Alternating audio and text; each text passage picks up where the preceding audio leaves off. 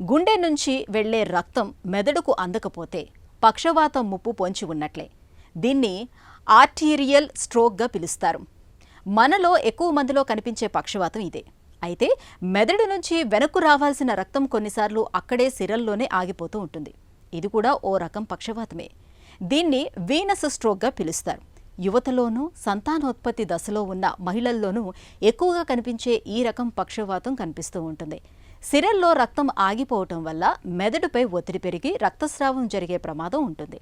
ఇక తరచూ తీవ్రమైన తలనొప్పి, వాంతులు, కాళ్ళు చేతుల్లో బలహీనత, మాటలో అస్పష్టత వంటి పక్షవాతం లక్షణాలు అనేకం కనిపిస్తూ ఉంటాయి. అయితే ఈ రకం పక్షవాతాన్ని చాలా వరకు నయం చేయొచ్చని చెబుతారు డాక్టర్లు. మెదడు సిరల్లో తలెత్తే వీనస్ స్ట్రోక్ గురించిన పూర్తి వివరాల్ని డాక్టర్ని అడిగి ఇప్పుడు తెలుసుకుందాం. వీనస్ స్ట్రోక్ అంటే ఏంటి? బ్రెయిన్కి కొంత భాగానికి బ్లడ్ సప్లై అంటే రక్త సరఫరా అందకపోవడం వల్ల వచ్చే బ్రెయిన్ డ్యామేజ్ని స్ట్రోక్ అంటాం. ఇది ఆర్టరీస్లో బ్లాక్ రావడం వల్ల రావచ్చు, వీనస్ బ్లాక్స్ రావడం వల్ల కూడా రావచ్చు. స్ట్రోక్లో ఆర్టీరియల్ స్ట్రోక్స్, వీనస్ స్ట్రోక్స్ అలా డివైడ్ చేస్తాం. ఆర్టీరియల్ స్ట్రోక్స్ అంటే ఆర్టరీస్ అంటే ధమనులు.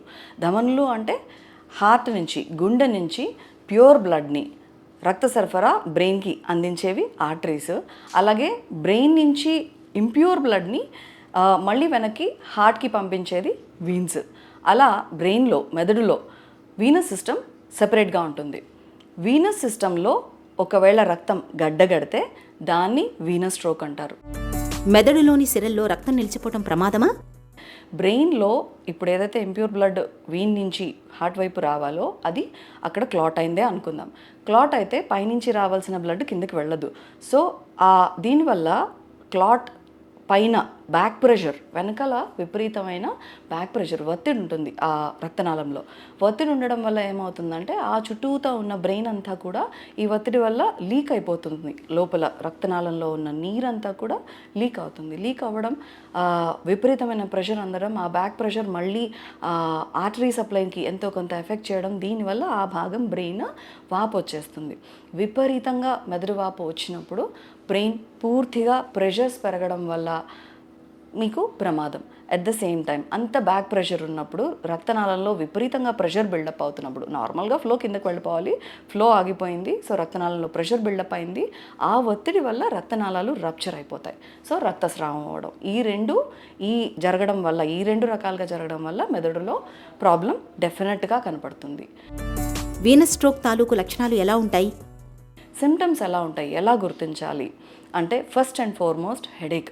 కొత్తగా ఈ మధ్యకాలంలో లాస్ట్ 5 రోజుల నుంచి చూస్తున్నాను, 10 రోజుల నుంచి చూస్తున్నాను, రోజు వస్తుంది, చాలా విపరీతంగా వస్తుంది, ఇబ్బంది పెడుతోంది. ఇంతకుముందు ఎప్పుడు నాకు తలనొప్పులు లేవు అనేది మాకు చాలా చాలా ఇంపార్టెంట్. దానిలో ఒక కారణం, ఇలాంటి హెడేక్స్కి రావడానికి ఒక కారణం వీనస్ స్ట్రోక్ కావచ్చు. 2, విపరీతంగా ప్రెషర్ బిల్డప్ అవుతుంది తలలో. ప్రెషర్ బిల్డప్ అవుతున్నప్పుడు ఆ ప్రెషర్ మెదడుకి డైరెక్ట్ కంటిన్యూటీ, అంటే మెదడు నుంచి డైరెక్ట్గా కంటి నరం చొచ్చుకొస్తుంది.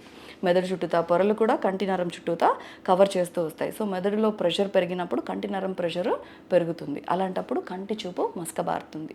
ఒకవేళ బ్యాక్ ప్రెషర్ విపరీతంగా ఎక్కువైంది, రప్చర్ అయిపోయినాయి బ్లడ్ వెసల్స్, రక్తస్రావం అయింది బ్రెయిన్లో, అలాంటప్పుడు చెయ్యి కాలు వీక్నెస్ రావడం కూడా కనబడుతుంది. కొంతమంది ఇందాక చెప్పినట్టు తలనొప్పి, then vomiting, continuous back to back vomiting, అలా కంటిన్యూస్గా విపరీతంగా ప్రెషర్ తలలో ఉంటే వామిట్ అవుతూనే ఉంటుంది. ఫిట్స్ కూడా కామన్గా చూస్తాం.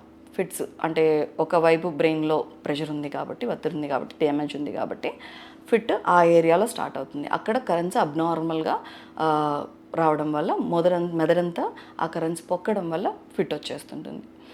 లేదు చాలా సివియర్ ప్రెషర్, కంప్లీట్గా కోమాలోకి వెళ్ళిపోతారు. మా కొంతమంది పేషెంట్స్ వచ్చిన వాళ్ళు కూడా అలాగే ఉన్నారు. కంప్లీట్ కోమా, అసలు ఏ రకంగా రెస్పాన్స్ లేదు, కళ్ళు దగ్గర చూసేది లేదు, ఓ చెయ్యి ఒక కాలు కదిలేదు లేదు, ధ్యాస కంప్లీట్గా జీరో. మనం ఏ రకంగా ఎంత నొప్పి ఇచ్చినా కానీ లేవలేనితనం, డీప్ కోమా అంటాం. ఇలాంటి కేసెస్ కూడా వచ్చిన వాళ్ళు ఉన్నారు. వీనస్ స్ట్రోక్ను ఎలా నిర్ధారించుకుంటారు? ఎలా స్టార్ట్ చేస్తామో ఎవాల్యుయేషన్ ఇలాంటివి ఏవీ లేవు. ఉట్టిగా కొత్తగా హెడేక్ వచ్చింది, 5 రోజులు 6 రోజుల నుంచి వచ్చింది, విపరీతంగా తలనొప్పి ఉంది, స్కాన్ అలాంటి కేసెస్లో ఖచ్చితంగా చేస్తాం. తలనొప్పే కదా, ఈ తలనొప్పి వెనకాల చాలా ఉండొచ్చండి. సో సివియర్ న్యూ ఆన్సెట్ హెడేక్స్కి ఖచ్చితంగా స్కాన్ తీసుకుంటాము. ఎస్పెషలీ ఎంఆర్ఐ విత్ వీనోగ్రామ్ తీసుకుంటాము. ఒకవేళ మాకు వీనస్ క్లాట్ అని అనిపించింది, ఆ ట్రాన్స్మిట్ అయిన ప్రెషర్ కళ్ళలో కూడా చూసే ఛాన్స్ ఉంటుంది. హిస్టరీ తీసుకున్న తర్వాత, అంటే పేషెంట్ చెప్పింది విన్న తర్వాత కళ్ళల్లో ఏమైనా సైన్స్ కనపడుతున్నాయా, ప్రెషర్ బ్రెయిన్లో పెరిగితే కంటి మూమెంట్స్, కంటి కదలికలు కూడా తేడా వస్తాయి, మనుషులు డబుల్గా కనపడ్డాము, ఇలాంటివి ఉంటాయి. అలా ఏమన్నా మాకు క్లినికల్గా అనిపిస్తోంది, ప్రెషర్ సైన్స్ కనబడుతున్నాయి, లోపల ఒత్తిడి ఎక్కువైంది అన్న సైన్స్ మాకు కనపడితే డైరెక్ట్గా MRI, కొన్నిసార్లు విత్ కాంట్రాస్ట్ అంటే ఒక డై ఎక్కించి కూడా తీసుకుంటాము. వీనోగ్రామ్ అంటే ఈ వీనస్ సిస్టమ్కి సంబంధించి స్కాన్, ఇలాంటివి చేస్తాం. ఇవి ఏవి అందుబాటులో లేవు. CT స్కాన్ కూడా చేయొచ్చు. CT స్కాన్ మీకు సుమారు బాగా జరిగి ఉంటే, టెక్నికలీ నైస్ CT ఉంటే కనుక మీకు సుమారు 70-80% CT స్కాన్ మీద కూడా చేయొచ్చు. బట్ గోల్డ్ స్టాండర్డ్ అయితే మాత్రం, ఖచ్చితమైన ఇన్వెస్టిగేషన్ అయితే మాత్రం MRI plain plus contrast with or without venogram, అంటే ప్లెయిన్ డైకి ఇచ్చి చేయడము, వీనోగ్రామ్ అవసరం ఉంటే చేసుకోవడం. దీంతో డయాగ్నోసిస్ నిర్ధారించవచ్చు. వీనస్ స్ట్రోక్కు చికిత్స ఎలా ఉంటుంది? డీప్ కోమాలో ఉంటే అసలు బికాస్ ఆల్రెడీ పరిస్థితి బాగాలేదు కాబట్టి కొన్నిసార్లు ఇంజెక్షన్స్, మామూలు ఇంజెక్షన్స్తో స్టార్ట్ చేయడం కాకుండా డైరెక్ట్గా ఒక టెక్నిక్ ద్వారా ఈ ఇంజెక్షన్ బ్రెయిన్లో ఉన్న వెజల్ ఎక్కడైతే క్లాట్ అయిందో అక్కడ దాకా చిన్న కెథటర్ తీసుకెళ్ళి ఆ కెథటర్ ద్వారా బ్రెయిన్లోకే ఈ ఇంజెక్షన్ ఇన్స్టిల్ చేయగలుగుతాం. ఆ రక్తనాళంలో, ఆ వీన్లో, ఆ వీనస్ సైనస్లో డైరెక్ట్గా ఇన్స్టిల్ చేయగలుగుతాం. దీన్ని ఇంట్రాసైనస్ థ్రోంబోలిసిస్ అంటాం. ఒక పేషెంట్ అయితే మాకు GCS3 కంప్లీట్ డీప్ కోమా, ఇందాక చెప్పినట్టు వచ్చిన పేషెంట్ 3 డేస్లో కంప్లీట్ నార్మల్సీ, Day 5 డిశ్చార్జ్ అయ్యి వెళ్ళిపోయారు.